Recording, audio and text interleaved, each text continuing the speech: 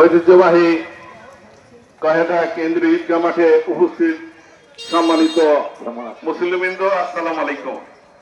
আল্লাহর অশেষ রহমতে দীর্ঘ 1 বছর পর 1 মাস সিয়াম সাধনা শেষে ঐতিহ্যবাহী কেন্দ্রীয় ঈদগাহ মাঠের প্রথম জামাতের সম্মানিত ইমাম হযরত মাওলানা মুহাম্মদ আব্দুল্লাহ আল মামুন, হযরত মাওলানা মুহাম্মদ আব্দুল্লাহ আল মামুন। আলহামদুলিল্লাহ, 8:30 বেশি হয়ে গেছে। আমি আর কথা বলবো না, শুধু নামাজের তরতিবটা শেখাইতেছি।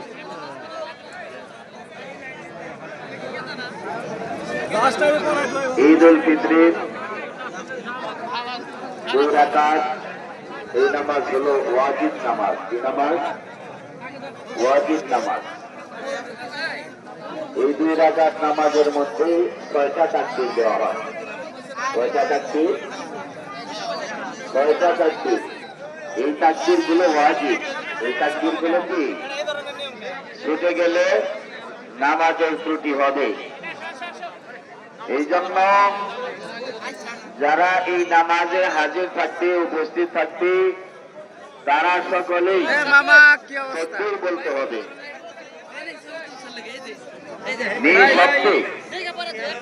নিঃশব্দে তাকবীর বলতে হবে।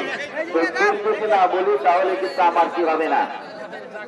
নামাজ মেহেরবানি করে গেটের আটকে যাইতেছে, উত্তর পাশে চলে আসে, সরাসরি সামনে উত্তর পাশে চলে আসে।